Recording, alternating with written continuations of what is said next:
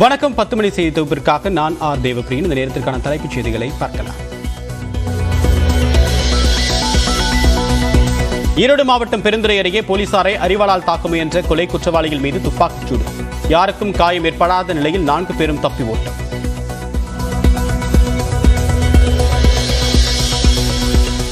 வரும் 9ஆம் தேதி தொடங்கக்கூடிய வேலை நிறுத்தத்தில் பங்கேற்காமல் அரசு போக்குவரத்து கழக ஊழியர்கள் பணிக்கு வர போக்குவரத்து துறை அறிவுறுத்தல். சேம மற்றும் தினக்கூலி பணியாளர்கள் கட்டாயமாக பணிக்கு வர வேண்டும் என்றும் உத்தரவு.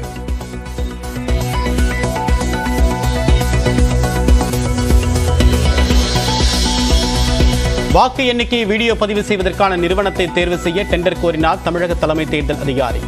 இவிஎம், விவிபிடி கொண்டு செல்லக்கூடிய வாகனங்களில் GPS கருவி பொருத்துவதற்கான டெண்டரும் வெளியீடு.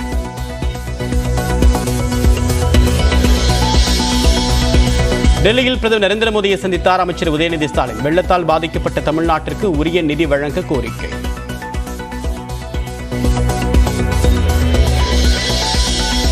காங்கிரஸ் முன்னாள் தலைவர் ராகுல் காந்தியுடன் உதயநிதி ஸ்டாலின் சந்திப்பு. கூட்டணி குறித்து பேசியதை தற்போதைக்கு வெளியில் சொல்ல முடியாது என்றும் பேட்டி.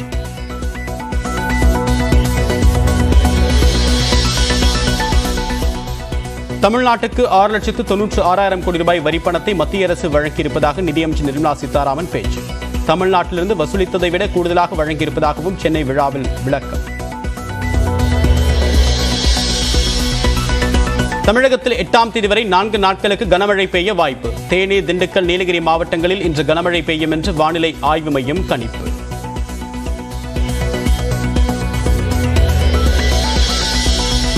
இசையமைப்பாளர்கள் சிலருக்கு இசையமைக்க தெரியவில்லை என்று இளையராஜா பேச்சு. ராவ பகலா ஒர்க் பண்ணிட்டே இருக்காங்க, நைட் எல்லாம் ஒர்க் பண்றாங்க. 6 மாசம் ஆகுது ஒரு பாட்டு பண்றதுக்கு. அவங்களுக்கு குறை சொல்லணும்னு இல்லை, வரல. நான் என்ன அந்த மாதிரி நினைக்கல. அதனால எனக்கு ஒரு கர்வமும் கிடையாது. அதெல்லாம் தூக்கி எரிஞ்சது சின்ன வயசுலேயே தூக்கி எரிஞ்சிட்டேன். தனது கர்வத்தை கைவிட்டு விட்டதாகவும் விளக்கம். தமிழகத்தை சேர்ந்த அனைத்து கட்சி எம்பிக்கள் மத்திய உள்துறை அமைச்சர் அமித்ஷாவை சந்திக்க நேரம் கேட்டிருப்பதாக முதலமைச்சர் தகவல். தமிழ்நாடு அரசு கோரியுள்ள 37,907 கோடி ரூபாய் வெள்ள நிவாரணத் தொகையை உடனடியாக ஒதுக்கீடு செய்ய வலியுறுத்தவும் திட்டம். கோடநாடு விவகாரத்தில் கனகராஜன் சகோதரர் தனபாலுக்கு எதிராக தொடரப்பட்ட மான நஷ்டஈடு வழக்கு. வழக்கறிஞர் ஆணையரிடம் சாட்சியம் அளித்தார் அதிமுக பொதுச் செயலாளர் Edappadi Palaniswami. Group 2, group 2A பணியிடங்களுக்காக நடத்தப்பட்ட தேர்வு முடிவுகள் வருகின்ற 12ஆம் தேதி வெளியிடப்படும். 95 பணியிடங்களுக்கான குரூப் 1 தேர்வு முடிவுகள் பிப்ரவரியில் வெளியாகும் என்றும் TNPSC அறிவிப்பு. ஒரே நாடு ஒரே தேர்தல் தொடர்பாக பொதுமக்கள் தங்கள் கருத்துக்களை தெரிவிக்க உயர்மட்ட குழு அழைப்பு.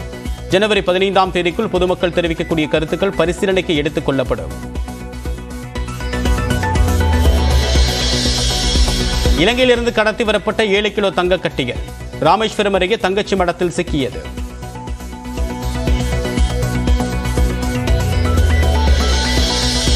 தருமபுரி மாவட்டம் நல்லம்பள்ளி அருகே நில விவகாரத்தில் சகோதரிகளுக்கிடையே தகராறு. நில அளவீடு செய்யும் அதிகாரிகளுடன் பாதுகாப்பிற்கு வந்த போலீஸ் மீது சாணத்தை கரைத்து ஊற்றியதால் பரபரப்பு.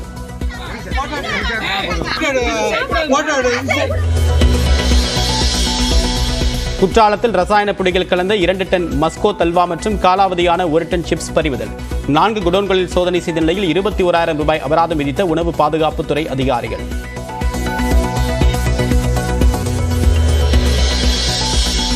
பிரதமர் நரேந்திர மோடி கடலில் டைவிங். கடற்கரை ஓரம் ரிலாக்ஸ்.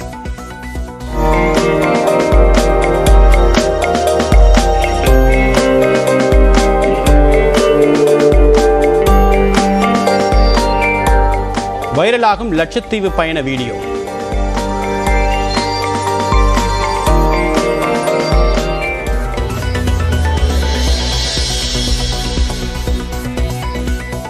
டிக்கெட்டில் எரிபொருள் விலையை நீக்கிய இண்டிகோ விமான நிறுவனம்.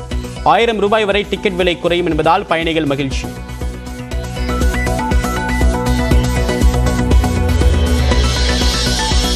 அமெரிக்காவில் பள்ளிக்குள் நுழைந்து மாணவர் நடத்திய துப்பாக்கிச்சூடு. ஒரு மாணவர் பலி, 5 பேர் படுகாயம்.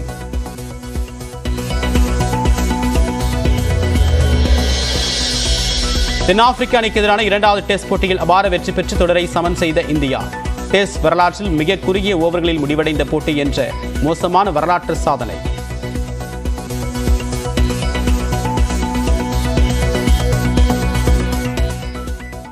ஈரோடு மாவட்டம் பெருந்துறை அருகே போலீசாரை தாக்க முயன்ற குற்றவாளிகள் மீது துப்பாக்கிச்சூடு நடத்தப்பட்டதால் பரபரப்பு நிலவியது.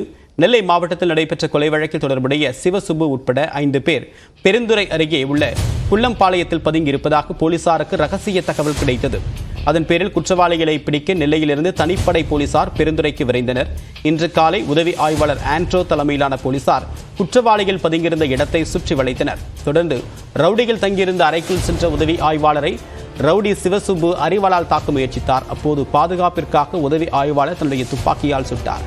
அதே சமயம் அறிவாளை காட்டி போலீசாரிடமிருந்து ரவுடி கும்பல் அங்கிருந்து தப்பி ஓடினர்.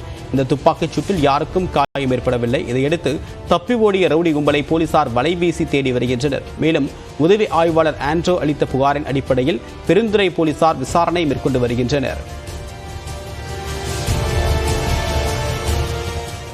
இடைத்தரகர்கள் இன்றி மாவட்ட ஆட்சியர் முன்னிலையில் பொங்கல் தொகுப்புக்கான கரும்பு கொள்முதல் செய்யப்படும் என்று வேளாண் துறை அமைச்சர் MRK பன்னீர்செல்வம் உறுதியளித்துள்ளார். கடலூரில் பொங்கல் பண்டிகையை முன்னிட்டு கைத்தறி கண்காட்சியை திறந்து வைத்து பேசிய பிறகு அமைச்சர் பேசியுள்ளார். பொங்கல் தொகுப்பில் 5 அடிக்கு மேல் தரமான கரும்பு வழங்க உரிய நடவடிக்கை எடுத்திருப்பதாகவும் கூறியுள்ளார். கடந்த முறை இடைத்தரகர்கள் அதிகமா இருந்தாங்க. கடந்த மாதிரி இதே சொல்லிட்டு இருக்க. இது கடந்த முறை எந்த இடைத்தரகமும் இல்லை. கடந்த காலத்திலேயே அப்ப இடைத்தரகர்களை நீங்க பார்த்துட்டு விட்டுட்டீங்க. ஆனா இப்ப கடந்த ஆண்டுக்கு முதல் ஆண்டு அதுக்கு தொலைக்காட்சி செய்தி கேள்விப்பட்டவுடன் உடனடியாக ஆய்வு செய்து விசாரணை செய்து அது உரிய நடவடிக்கைகள் எடுக்கப்பட்டு அதனுடைய மறு உத்தரவு தான் கடந்த ஆண்டு எந்தவித தவறுகள் நடக்கக்கூடாது என்ற அடிப்படையில் தான் அது இப்ப கொள்முதல் செய்யப்பட்டு மக்களால் பாராட்டப்பட்டுள்ளது. அதே நடைமுறை இப்பொழுது உண்டு. குற்றாலத்தில் ரசாயன பொடிகள் கலந்த 2 டன் மஸ்கோத் அல்வா மற்றும் காலாவதியான 1 டன் சிப்ஸை உணவு பாதுகாப்புத்துறை அதிகாரி பறிமுதல் செய்து அளித்தனர். சபரிமலை ஐயப்பன் கோவிலுக்கு சென்று வரக்கூடிய பெரும்பாலான பக்தர்கள் தென்காசி மாவட்டம் குற்றாலம் அருவிகளில் புனித நீராடிவிட்டு செல்வது வழக்கம். அப்போது குற்றாலத்தில் விற்கப்படக்கூடிய மஸ்கோத் அல்வா மற்றும் சிப்ஸை அதிக அளவில் வாங்கிச் செல்வர். தற்போது குற்றாலத்திற்கு ஏராளமான ஐயப்ப பக்தர்கள் வருவதால் அவர்களை இலக்காக கொண்டு அதிக அளவில் அல்வா உற்பத்தி செய்யப்படுகிறது. ஆனால் ரசாயனம் கலந்து தரமற்ற முறையில் அல்வா தயாரிப்பதாக புகார்கள் வந்த வண்ணம் இருந்தன. இதையடுத்து உணவு பாதுகாப்புத்துறை அதிகாரிகள் குற்றாலம் பகுதியில் அல்வா தயாரிக்கக்கூடிய 4 குடோன்களில் ஆய்வு மேற்கொண்டனர். அப்போது ரசாயனம் கலந்த பொடிகளை பயன்படுத்தி தரமற்ற வகையில் மஸ்கோத் அல்வா தயார் செய்திருப்பது தெரிய வந்தது. அத்துடன் காலாவதி தேதி குறிப்பிடப்படாமல் சிப்ஸ் வைத்திருந்ததும் கண்டுபிடிக்கப்பட்டது. இதையடுத்து 2 டன் மஸ்கோத் அல்வா மற்றும் 1 டன் சிப்ஸை பறிமுதல் செய்து அளிக்கப்பட்டன. அத்துடன் 21,000 ரூபாய் அபராதமும் விதிக்கப்பட்டது.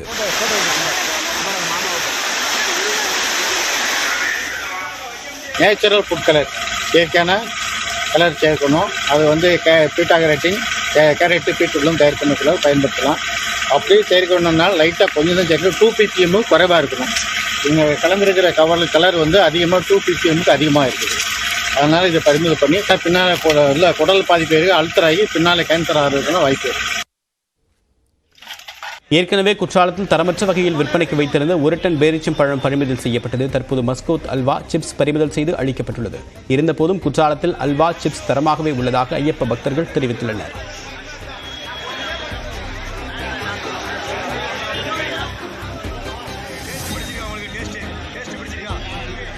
சபரிமலை தரிசனம் முடித்து குற்றாலம் இங்கே தான் ஷாப்பிங் பண்ணுவோம். இங்கே அனைத்து விதமான சிப்ஸ் ஐட்டங்கள், அல்வா அனைத்துமே இங்கே நல்லா அருமையாக இருக்கும். அதனால் நாங்கள் குற்றாலத்தை தான் தேர்வு பண்ணி ஆண்டுதோறும் தரிசனம் முடித்து இங்கே நாங்கள் ஷாப்பிங் பண்ணிவிட்டு வீட்டுக்கு செல்வோம். எல்லோரும் நல்லா இருக்குன்னு சொல்கிறாங்க. அதனால் இங்கே தான் வாங்கிட்டு போவோம்.